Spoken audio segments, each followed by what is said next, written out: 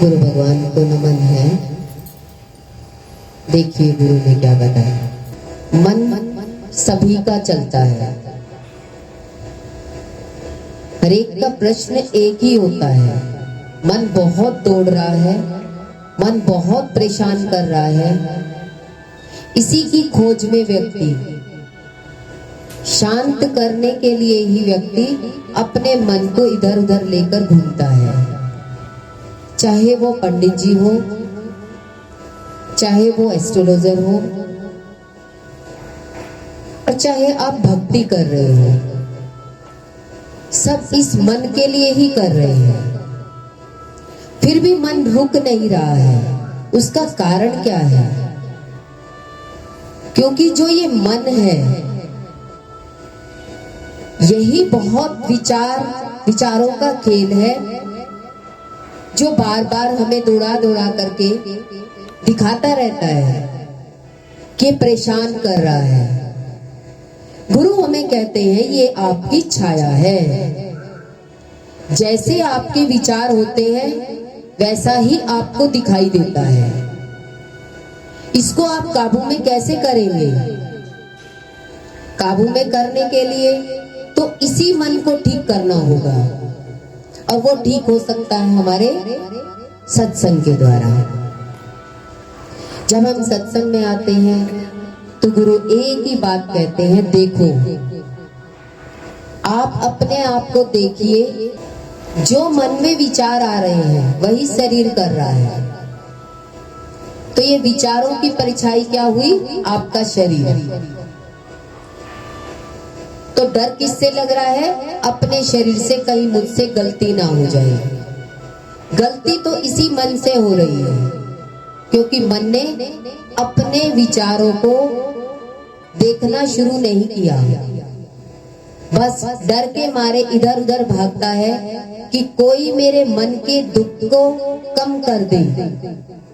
पर जो दुखी है तो छाया कैसे कम होगी? आपकी परछाई तो वही है। उसी परछाई को ठीक करने के लिए ज्ञान का दिया जलाना घर में बहुत जरूरी है। देखिए, घर की दहलीज पर अगर एक दीपक रख दे बीच में, तो बाहर भी रोशनी करता है और अंदर भी रोशनी करता है। ऐसे ही हमारी ये जीवा है, दहलीज है। इसको अगर हम ठीक रख ले तो हमारा घर का व्यवहार भी अच्छा रहता है और परमार्थ भी। और इस दहलीज के लिए ज्ञान का दिया चाहिए, सत्संग का प्रकाश चाहिए। जब तक प्रकाश नहीं होगा तब तक हमारा व्यवहार भी सिद्ध नहीं हो सकता है। बताया ना कि इस पृथ्वी के नीचे तेल था, पर किसी को मालूम नहीं था। सब बैलगाड़ी से लगे हुए थे, दौड़ रहे थे बैलगाड़ी के द्वारा। पर बैलगाड़ी से कितनी दूर पहुंच सकते थे? कितना टाइम लगता है?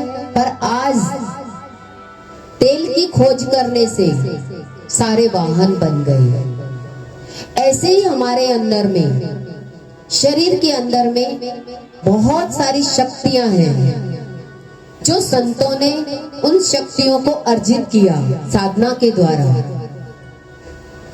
हमारे जीवन में साधना नहीं होती, हम बैलगाड़ी की नाई अपने आप को चलाना चाहते हैं। सोचते हैं कि शरीर की मेहनत करके हम बहुत कुछ कमा सकते हैं।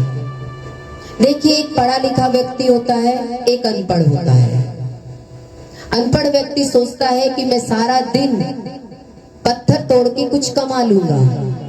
शाम तक इतनी मेहनत करके वो कितना कमा पाएगा?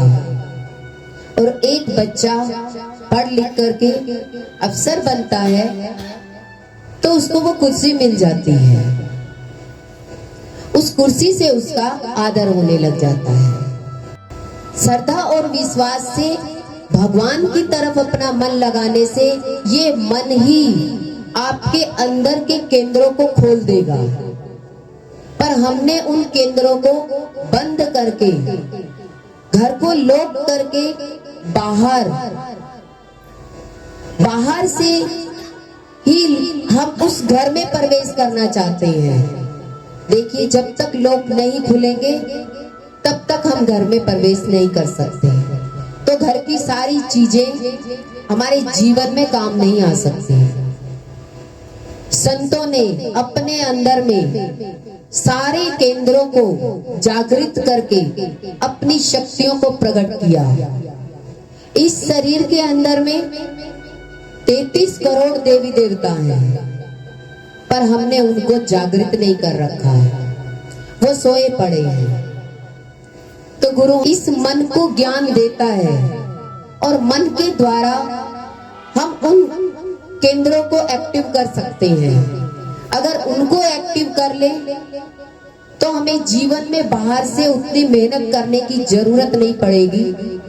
जो हम सारा दिन, जितने भी लोग होते हैं, सब घर में पैसा कमाना चाहते हैं, तब भी वो इतना पैसा इकट्ठा नहीं हो सकता जितना भगवान के द्वारा होता है। देखिए, राम के नाम में इतनी शक्ति है। वो राम आज आपको शरीर से दिखाई नहीं दे रहे, पर उस राम के नाम में इतनी ताकत है। हम कहते हैं राम का नाम लेकर क्या करेंगे, इतनी देर तो हम घर का काम कर लेंगे। देखिए, उसी राम ने आज अयोध्या में मंदिर का निर्माण हुआ। आपने देखा, उस राम की मूर्ति को देखकर क्या लगता है, पर उन्हीं राम ने अपने जीवन में क्या देखा। हम तो कहते हैं घर में ही हमें सब कुछ मिल जाएगा। देखिए, वो घर में राजा ही बनने वाले थे। एक रात में सब कुछ बदल गया, जंगलवासी बन गए। पर राम ब्रह्म है, लक्ष्मण मन है, सीता भक्ति है। सीता जैसी हमारी भक्ति होगी तो हमें राम ब्रह्म मिलेंगे। और मन लक्ष्मण जैसा, जिसने अपनी उर्मिला को नहीं देखा, उन्होंने राम को देखा। राम का अतिशय प्रेम, क्योंकि मन जानता था बिना ब्रह्म के कोई गति नहीं है, तो उन्होंने अपने भाई राम को चुना। देखिए, थोड़ा सा भी मन भक्ति करता है, तभी इस मन को समझ में आएगा कि लक्ष्य क्या है। लक्ष्य तो भगवत प्राप्ति है। 84 लाख योनियों में एक मानव चोला ही ऐसा है जिसमें हम भक्ति की तरफ जा सकते हैं। आज मानव ही सारी जिंदगी कमाने और खाने में लगा देता है। देखिए, इस शरीर को क्या चाहिए? शरीर खाली एक भोजन की तलाश में या आराम को ढूंढता है? शरीर को क्या चाहिए? शरीर को सुबह सुबह उठते ही भोजन चाहिए। कोई भजन करना चाहता है? नहीं, सीधे रसोई में जाएंगे, भोजन बनाना है और आराम करना है। थक गए, अब आराम कर लो। और मन क्या कहता है? मन की इच्छाएं, वासनाएं, पद, प्रतिष्ठा, सम्मान, इसके पीछे इस शरीर को लेकर दौड़ता है। बहुत पैसा होगा तो मन का सम्मान हो जाएगा। देखिए, राम जी के पास तो राजगद्दी थी, राजा थे, सीता भी राजा की बेटी थी, पर मन ने क्या दिखाया? एक रात में जंगलवासी। सोने की लंका किसके पास थी? रावण के पास। ब्रह्मज्ञानी थे, पर एक गलती ने सब कुछ नाश कर दिया। पर एक भाई विभीषण, जो उसी लंका में राम राम कर रहे थे। हम कहते हैं चारों तरफ हमारे वातावरण नहीं है, हम वातावरण को ढूंढते हैं कि भगवान का वातावरण होगा तो हमारे भाव बनेंगे। विभीषण के चारों तरफ राक्षसी शक्तियां थी, पर एक भाई भगवान का नाम ले रहा था। उस भगवान के नाम से उन्हें लंका का राज्य मिल गया। सबने तो कितनी तपस्या की, तब जाकर के वो सोने की लंका मिली। विभीषण ने तो कुछ भी नहीं किया, उसको भगवान ने राज तिलक कर दिया। राम जी के अंदर में वो लोभ, वो लालच नहीं था। लंका मिलने के बाद भी राज तिलक विभीषण जी को किया। देखिए, घर में राजा होते हुए भी अपने भाई को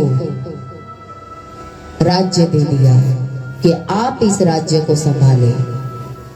पर आज की इस दुनिया में एक भाई दूसरे भाई को कितना दे सकता है? देखिए, तभी बताया जाता है कि रामायण रोज पढ़नी चाहिए, 2 पेज रोज के पढ़ने चाहिए। जब हम पढ़ेंगे तभी हमारे घरों में राम राज्य आ सकता है, नहीं तो हर कोई व्यक्ति एक युद्ध की तलाश में रहता है। हम अपने जीवन में देखें, क्या हमारी इंद्रियां मर्यादित हैं? हमारी इंद्रियां राम की तरह कंट्रोल में है? नहीं, मनमानी करते हैं। कहते हैं जो जीवन में ज्ञान प्राप्त नहीं हुआ तो ये इंद्रियां सदा आपको बाहर की तरफ दौड़ाती रहेंगी और कुछ भी नहीं मिलेगा। एक मधुमक्खी को देखते हो, वो शहद का छत्ता बनाती है, पर कितना पी पाती है वो? कलाकारी तो बहुत अच्छी है, कला तो बहुत अच्छी है, वो कला किसी को नहीं आ सकती, कोई नहीं सीख सकता। कोई भी फूलों से रस निकाल सकता है, शहद निकाल सकता है, पर मधुमक्खी के अंदर में भगवान ने एक कला दी, पर बुद्धि नहीं दी।